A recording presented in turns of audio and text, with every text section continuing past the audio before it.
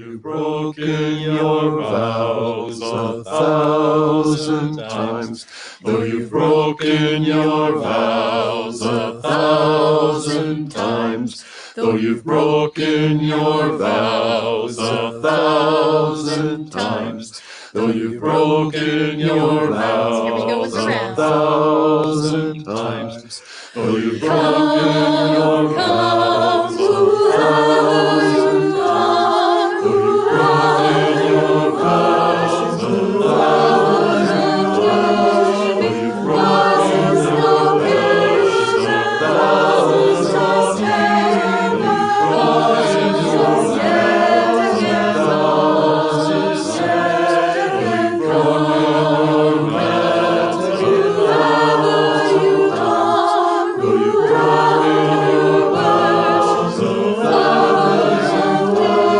though you've broken your vows 1,000 times,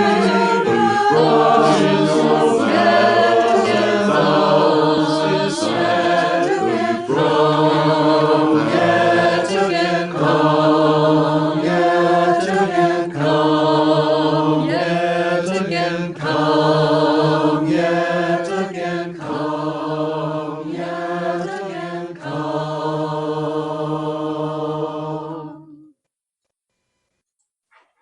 Today's reading is the words of Rosemary Bray McNatt. Unitarian Universalism is a non-creedal faith. Rather than a common theology, we are bound by our common history, our affirmation of each person's spiritual quest, and the promises we make to one another about the spiritual values we uphold.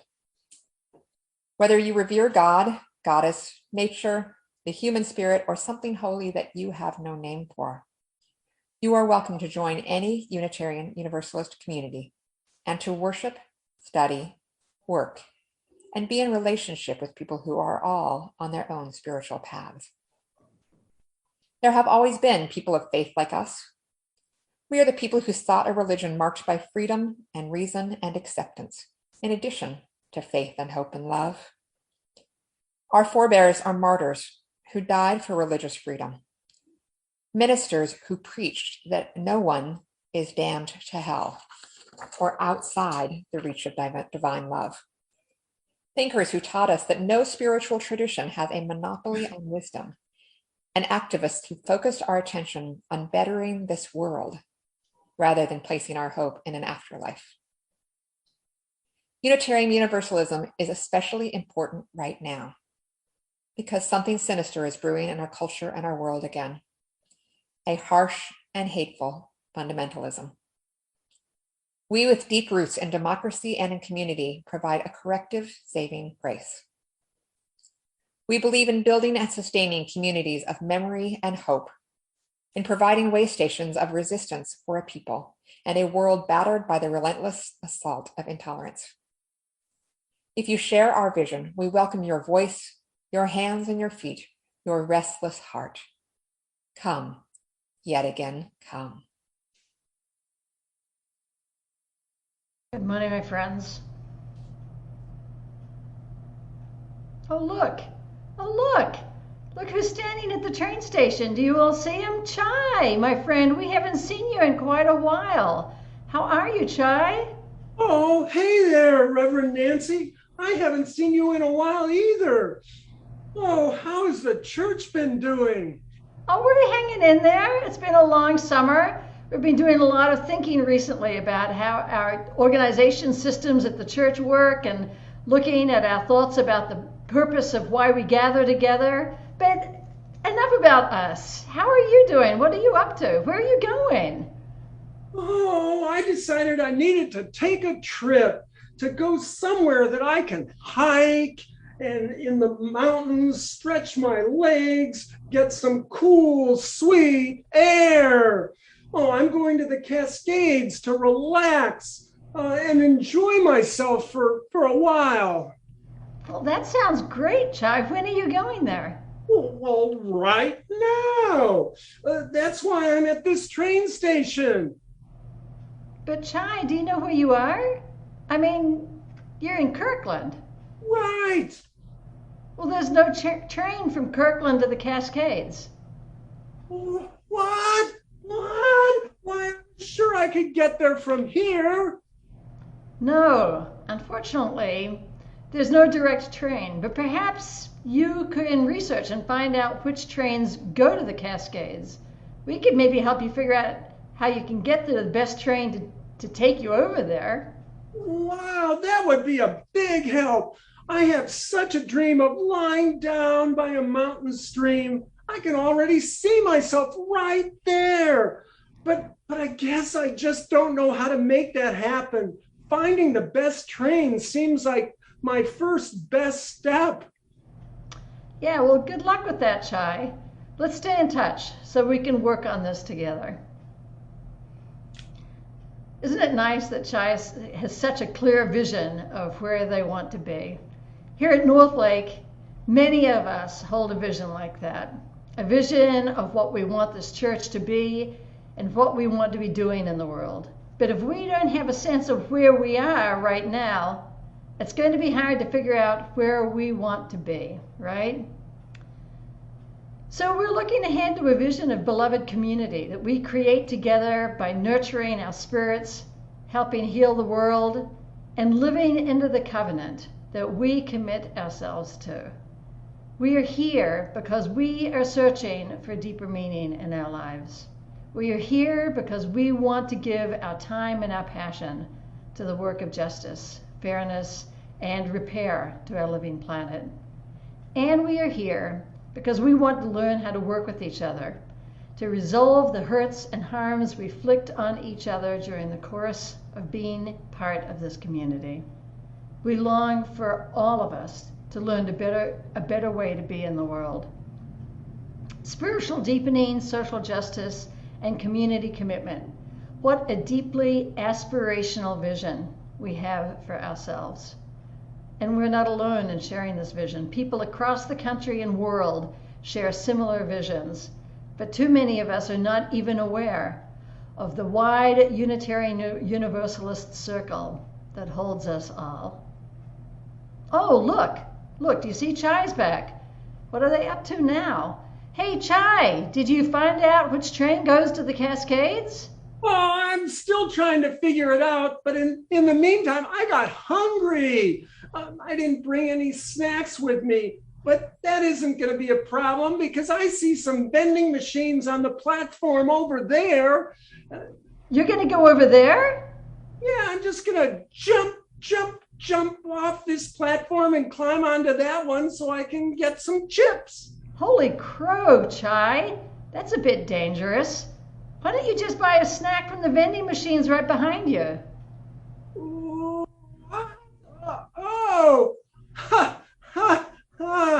I actually didn't look to see if there was anything here.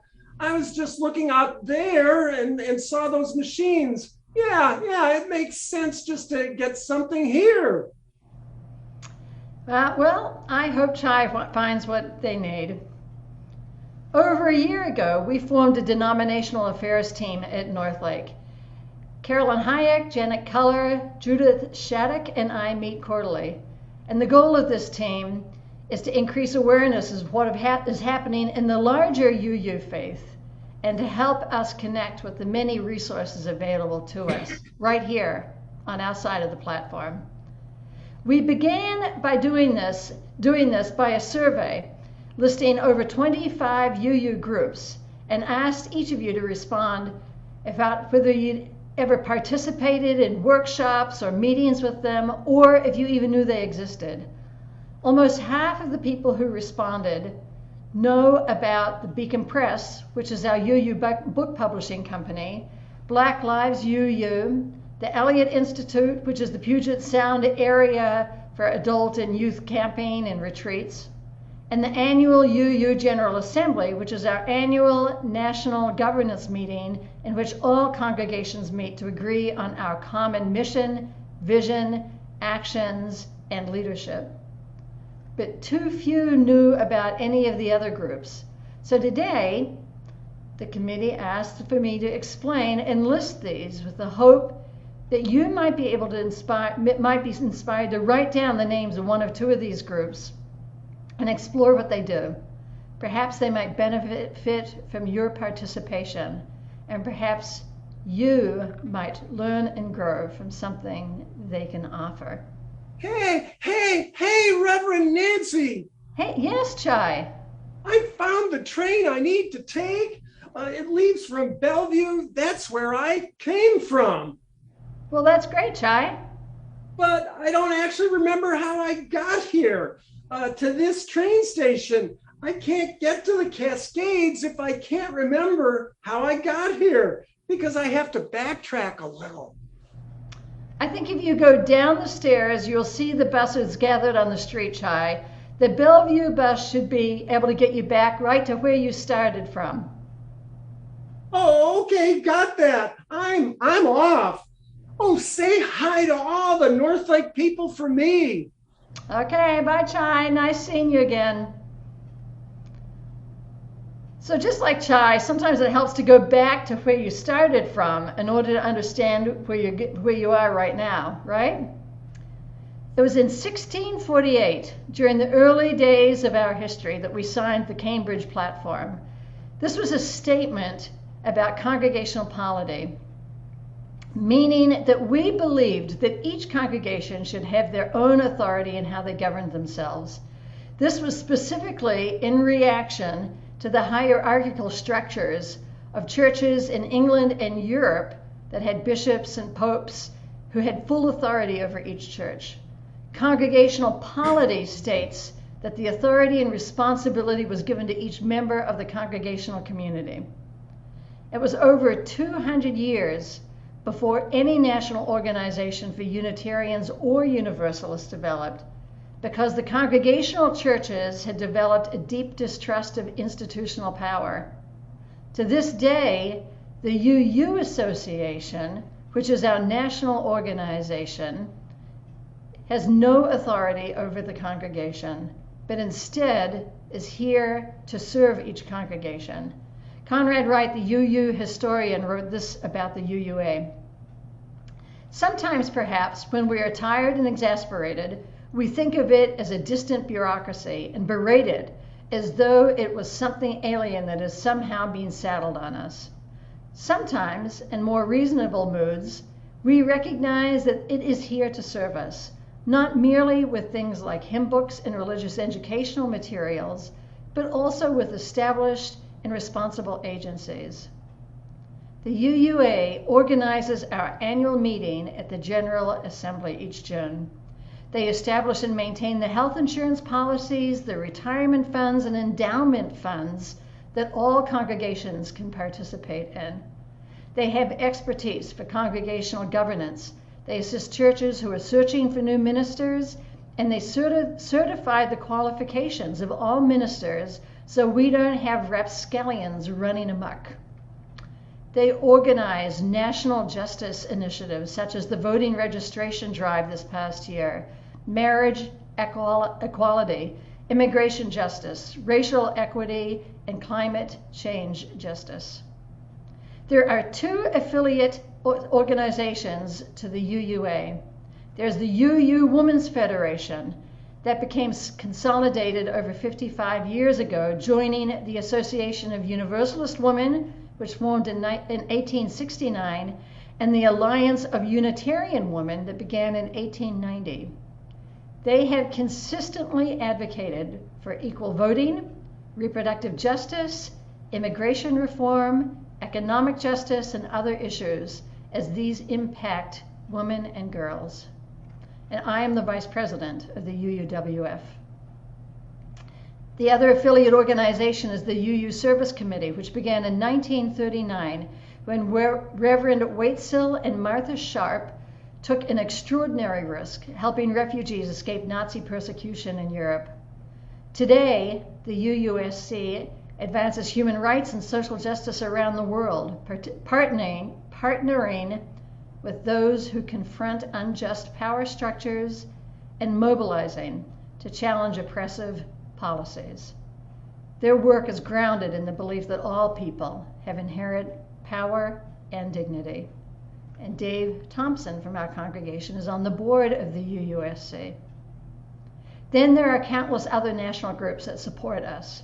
There are UU groups that help with spiritual growth, such as the UU Christian Fellowship, the UU Buddhist Fellowship, the Humanist Association, UU Mystics, UU for Jewish Awareness, UU Wellspring, and the online Church of the Larger Fellowship, which is the largest UU congregation in the United States with over 3,500 members, primarily made up of ministers and inmates from our prison system.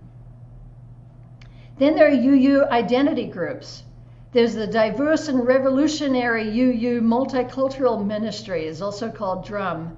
There's Equal Access, which is for those people who are living with disabilities. There's Latino-Latina UU Networking Association, also called LUNA. There's the Transgender Religious UU Professionals Working Together group called TRUST. There's the UU Mental Health Network and the Young Adult Revival Network. And there are national groups that organize around justice issues. Not only are some of these located within the Unitarian Universalist Association national organization, such as Side with Love and Love Resist programs, but there are many separate groups that organize. There is the Federal UUs for Social Justice Group, and over 1/2 the states in this country have state action networks which gather UUs in their state to address the particular issues that they're confronting. In addition, there's these groups. There's UUs for a just economic community, UUs for justice in the Middle East, the UU Ministry for Earth, the UU Refugee and Immigrant Services and Education, Black Lives UU, Allies for Racial Equity, UU Alternatives to the Death Penalty, Faithful Fools, UU Animal Mystery, just to list a few. There are over 20 UU camps or annual conferences each year. We have 2 primary seminaries. There's the Meadville Lombard in Chicago and Star King School of the Ministry based in California. We have regional staff with lay-led governance groups who know our congregation well, and there are international groups such as the UU office at the United Nations and the Partner Church Council that connects us with UUs in places such as India, Indonesia, and Transylvania. I am not telling you everything, but there isn't much point to listing it all. What you need to know is that the UU world is vast and wide, and there are resources, experts, and participants across the country joining us in this work of creating beloved community. Sometimes there's something in the vending machine across the tracks that we want, but sometimes it's in the vending machine on our own platform. We just need to look. I challenge each of you to go to the UUA website this week and search for one program that might interest you. Find one way you might connect with this wide world we have become a part of. Blessed be.